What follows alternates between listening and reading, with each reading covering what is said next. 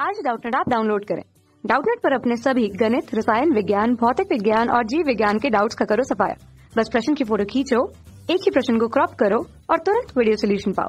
अभी डाउनलोड करें। नमस्कार दोस्तों, आज का हमारा सवाल है पी के मान ज्ञात कीजिए जिससे कि सरल रेखा है 11 माइनस एक्स बटा पी, 3y माइनस 3 बटा 2, 17 माइनस जेड बटा 5 एवं x माइनस 22 बटा 3 पी, 2y माइनस 7 बटा 27 पी, z माइनस 100 बटा 6 बटा 5 परस्पर लंब हो। तो आइए इस सवाल को हल करते। तो यहाँ पर हमें क्या पूछा है कि p का मान ज्ञात कीजिए जिससे कि सरल रेखाएं परस्पर लंब हो। तो जब दो रेखाएं लंब होती है तो हमारे पास क्या कंडीशन होती है, जब दो रेखाएं लंब होती है तो जो दोनों के दिक् अनुपातों का संबंध होता है वो होता है a1 a2 plus b1 b2 plus c1 c2 बराबर 0, जहां पर a1 b1 और c1 ये तो हमारे पास पहली रेखा के दिक् अनुपात होते हैं और a2 b2 और c2 ये हमारे पास क्या होते हैं, दूसरी रेखा के दिक् अनुपात। तो यहाँ पर इसके दिक् अनुपात और इसके दिक् अनुपात हम किस प्रकार निकालेंगे। तो सबसे पहले तो रेखा के जो समीकरण का हमारे पास यहाँ पर कार्तीय रूप दे रखा है, तो उसका जो मानक रूप होता है वो क्या होता है। तो रेखा के समीकरण का कार्तीय रूप का जो मानक रूप होता है हमारे पास वो होता है x माइनस x1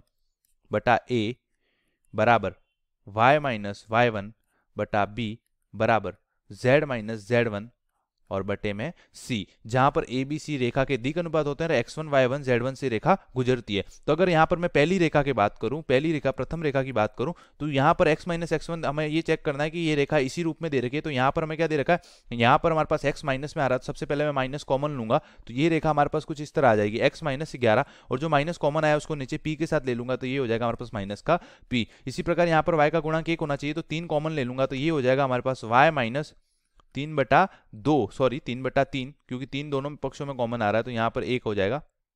यहाँ पर भी 3 है और यहाँ पर भी 3 है तो y माइनस 1, और जो 3 कॉमन आया उसको नीचे 2 के साथ ले लूंगा तो 2 बटा 3। इसी प्रकार z माइनस z1 तो z माइनस 17 होगा और माइनस कॉमन लिया तो नीचे हमारे पास क्या हो जाएगा माइनस का 5। तो यहाँ से हमारे पास जो a1 b1 और c1 का मान आएगा, इस रेखा के जो दिक् अनुपात आएंगे वो आ जाएगा माइनस का p 2 बटा 3 और माइनस का 5। अब उसी प्रकार मैं दूसरी रेखा को भी कार्तीय रूप में मानक रूप में चेंज करूंगा। तो दूसरी रेखा को किस प्रकार चेंज करूंगा, तो यहाँ पर हमारे पास सबसे पहले क्या होना चाहिए x माइनस x1, तो यहाँ पर x माइनस x1 है तो ये तो हमारे पास ऐसे ही रहेगा x माइनस 22 बटा 3p।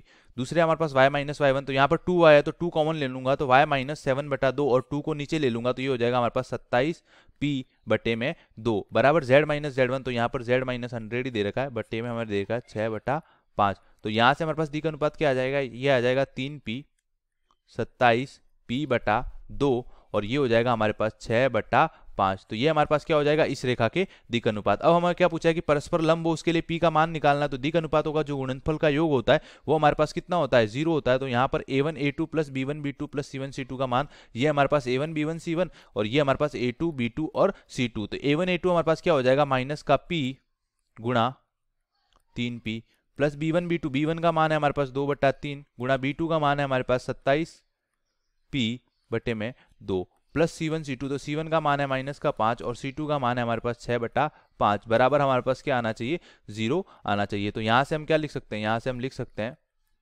ये तो हमारे पास क्या हो जाएगा p गुणा p स्क्वायर और माइनस 1 गुणा माइनस 3 तो माइनस का 3, तो ये हो जाएगा हमारे पास माइनस का 3p स्क्वायर प्लस यहाँ पर हमारे पास 2 से 2 कट जाएगा और 3 से 27 कितनी बार कटेगा, 9 बार, तो ये हो जाएगा हमारे पास 9p और यहाँ पर 5 से 5 कट जाएगा तो माइनस 1 गुणा 6, ये हमारे पास क्या हो जाएगा माइनस का 6 बराबर 0। अब पूरी समीकरण में 3 से डिवाइड कर दूंगा मैं माइनस 3 से, तो ये हो जाएगा हमारे पास p स्क्वायर, यहाँ पर माइनस 3 से गुणा डिवाइड करूंगा तो क्या हो जाएगा 9 बटा 3 3 और माइनस का साइन आ जाएगा क्योंकि माइनस से डिवाइड कर रहे हैं तो माइनस का 3p, यहाँ माइनस माइनस क्या हो जाएगा प्लस और 6 बटा 3 ये हो जाएगा 2 बराबर 0। तो यहाँ से हमारे पास p के गुणनखंड करेंगे, हम ऐसे गुणनखंड करेंगे कि जोड़ने पे तो हमारे पास माइनस 3p आ जाएगा और गुणा करने पे हमारे पास 2p स्क्वायर, तो ये हो जाएगा p स्क्वायर माइनस का 2p माइनस का p और प्लस का 2 बराबर 0। तो यहाँ से हमारे पास क्या आ जाएगा p कॉमन आ जाएगा तो ये हो जाएगा p माइनस 2, यहाँ पर माइनस कॉमन आ जाएगा तो ये हो जाएगा हमारे पास p माइनस 2 बराबर 0। दोनों पक्षों में हमारे पास p माइनस 2 कॉमन आ रहा है, मतलब दोनों पदों में यहाँ पर भी और यहाँ पर भी, तो p माइनस